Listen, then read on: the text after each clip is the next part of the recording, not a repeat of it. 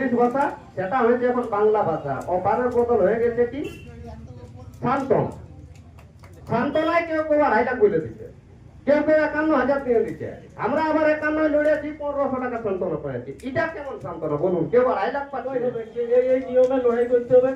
কিন্তু আমরা যেমন জেলা কমিটি, ব্লক কমিটি পূর্ণ সহমত, যেমন পার্শ্ববর্তী কোন গ্রামের কোন কারার সাথে লাগালাগি যায়।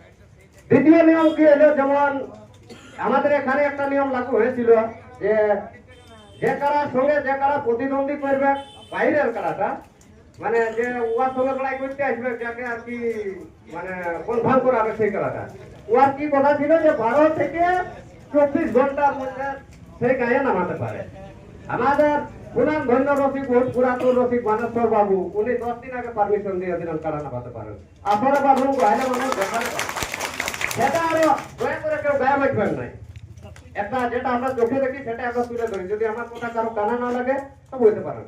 সেটা আরো আমাদের কিছু কিছু সুনাম ধন্য লোকে সমর্থন করছে যে হ্যাঁ উনি যথাই রাখবে, তাকে ব্যবস্থা করে দিয়ে হবে, তাকে প্রোটেকশন দিয়ে হবে।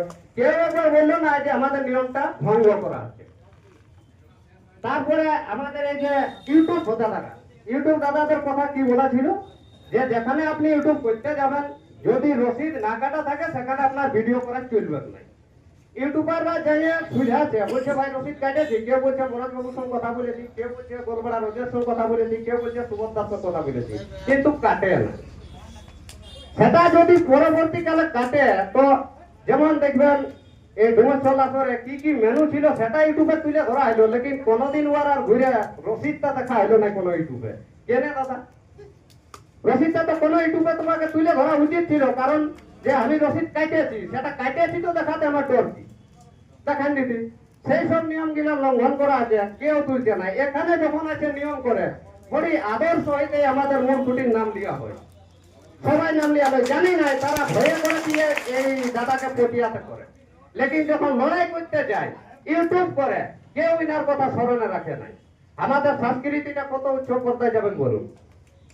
আমরা সংস্কৃতিটার নামে ফলো করে নিজের পকেট ভর্তি, আমাদের সংস্কৃতিটা উপরে যাবে বলুন?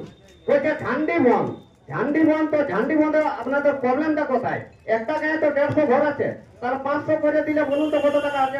75,000 টাকা হবে। 75,000 টাকা আপনার মেলা হবে না? 51 এলাকাতে এমন কোনো মানে বলে? কেউ কেউ বলছে জোর পাচ্ছে নাই। আমার খেয়াল আছে আমাদের গায়ে একজন 250 টাকা আইডা ছিল, 70 হাল কাড়া হয়েছে। এখানে কিছু কিছু দর্শক আছেন যে সেখানে দেখেছিল রোজ রাখে, মানে বাঁধার জায়গা ছিল না।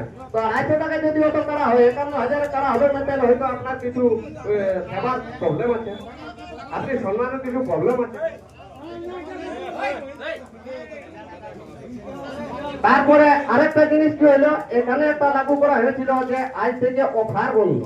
অফার বন্ধ হয়েছে দাদা, লেকিন অফারটা ছিল ইংলিশ ভাষা, সেটা হয়েছে এখন বাংলা ভাষা। অফারের বদল হয়ে গেছে কি শান্তন। শান্তনায় কেউ কেউ 2.5 লাখ বলে দিচ্ছে, কেউ কেউ 51,000 দিয়ে দিচ্ছে। আমরা আবার 51 লড়েছি, 1500 টাকা শান্তনা পেয়েছি। এটা কেমন শান্তনা বলুন? কেউ 2.5 লাখ পাচ্ছে আর কেউ 1500 পাচ্ছে। সেটার কোন, তো যাই হোক সেটা তার ব্যক্তিগত ব্যাপার, যে যে যেমন পাচ্ছে তাকেই তেমন দিচ্ছে। তো বলুন, কেউ 51 যে আর 2.5 লাখ শান্তনায় দিচ্ছে, তো সেই জায়গায় নিয়ম কানুন গুলো ভঙ্গ করা আছে। আমি বলবো সেই নিয়ম গুলো ফলো করে চললে আমাদের সংস্কৃতিটা আগাবে। আর যদি নিজের কেউ মন গড়া মতো কিছু করে, তাহলে এরকম ভাবেই যাবে। আর আছে এখানটা আমরা বলে দিব মূল কুটি মূল মাতার চরণে নাম, লেকিন সেটা আমাদের সংস্কৃতিটা আগাবে বলুন? আপনারা বুঝে বুঝে আগাবে নাই আগাবে? তাহলে আমাদের নিয়ম হইলো যে সেই জিনিসটাকে ফলো করা, যে দাদাই কি বলেছে, বা আমরা সবাই মিলে যেটা আলোচনা করেছি সেই রাস্তাটাই যাওয়া।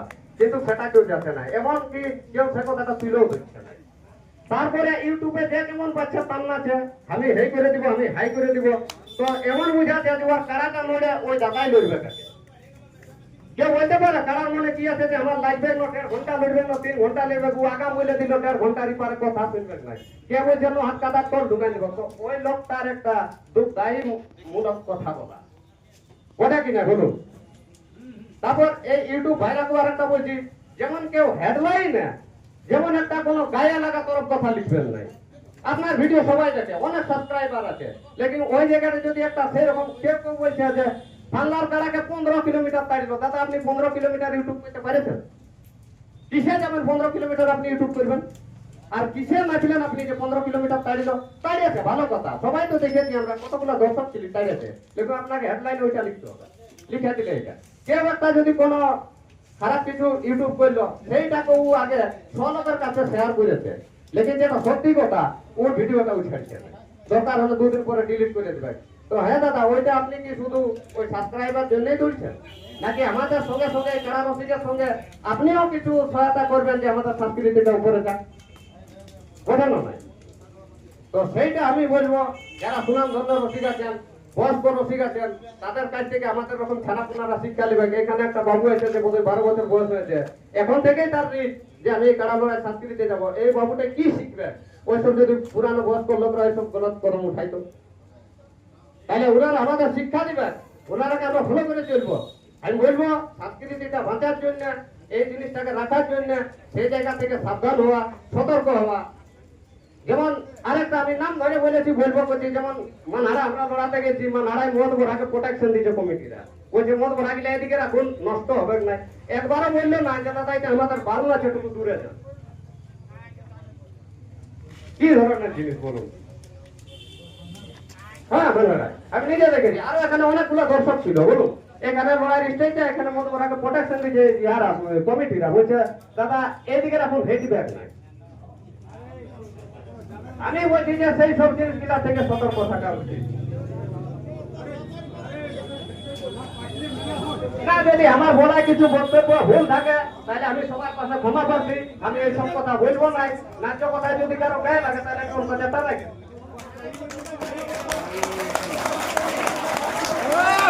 বলুন এইসব কথার মধ্যে একটা যদি আমার জোরে কথা বলা বটে বা মনগত কথা বলা বটে, তাহলে কেউ উঠে বলুক যে না এটা তোমার তুমি বানাই বলছো, ইচ্ছাকৃত ভাবে বলছো। উদাহরণস্বরূপ আমি বলে দিলি যে সব জায়গা গুলো গলত হয়েছে, যেমন ওই সেই গলতে আগে লাগার জন্য বাবলু মাতর আসরে করালি কিঙ্কর মাথার কাড়াটা নিয়ে গেছিল, সেই বাবুকে হাতায় নিয়েছে, বলছে না আগে লাগা যাবেন নাই, উনি মানে নিয়েছেন, তাহলে সেটা ওটা লটি হয় কেন? হয় না তো পারমিশন তো দেওয়া হয়েছে দাদা, পারমিশন তো দেওয়া হয়েছে, নিয়মটা সেখানে লঙ্ঘন করায়। দেখুন কাউকে এখন যদি আমি একটা কোনো খারাপ ভাষায় গালি দিই, তো জেলা কমিটির উচিত ছিল সেই জায়গাটায় তাকে সাবধান করা যে আপনি নিয়মটা ভাঙছেন, উচিত ছিল কিনা যে নিয়মটা আপনি ভাঙছেন। পোস্ট অফিস ওড়িয়াচিরুটি, থানা কমলপুর, জেলা পূর্ব সিংভূম, রাজ্য ঝাড়খণ্ড।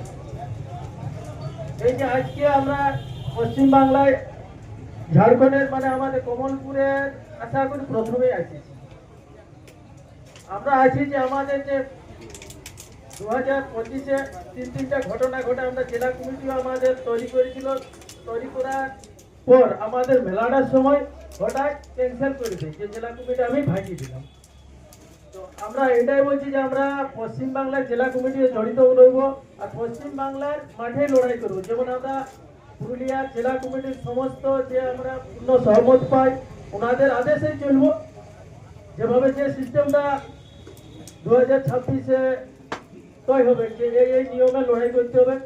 কিন্তু আমরা যেমন জেলা কমিটি, ব্লক কমিটি পূর্ণ সহমত যেমন পাই, কারণ আমরা যা দেখছি যে অনেক বড়াবেরা অনেক হাই সিকে ডাকলে মানে ফোনে যোগাযোগ করলে যে চলুন ওনাদের পথ ধরে আমরা যদি থানায় বা জেলায় ডেপুটেশন দিতে পারি, কিন্তু দেখছি কেউ ছাড়া দিচ্ছে না।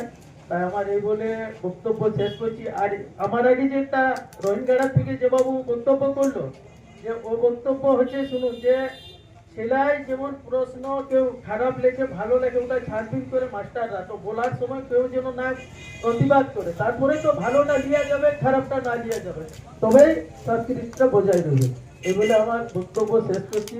আমি পুরুলিয়া জেলা কমিটিকে অনুরোধ রাখবো, আমরা যে আপনাদের যে রেজুলেশন রইবে 2026-27 আমরা এটা পূর্ণ মানে ক্রিয়া পালন করবো। এগুলো আমার বক্তব্য শেষ করছি। খুব সুন্দর। যেহেতু ওনারা ঝাড়খণ্ডে অলরেডি বন্ধ আছে, ওনারা চাইছে যে আমরা বেঙ্গলে লড়াই করব, তাতে আমাদেরকে যেন সহযোগিতা করে। বেঙ্গলের মাঠে ঝাড়খণ্ডের কাড়া লড়াই হবে, তাই আমরাও চাইবো যেন তাদের কাড়া লড়াইকে আমাদের বেঙ্গলে আমরা তাদেরকে পূর্ণ সহযোগিতা করতে পারি। এরপরে চলে আসুন।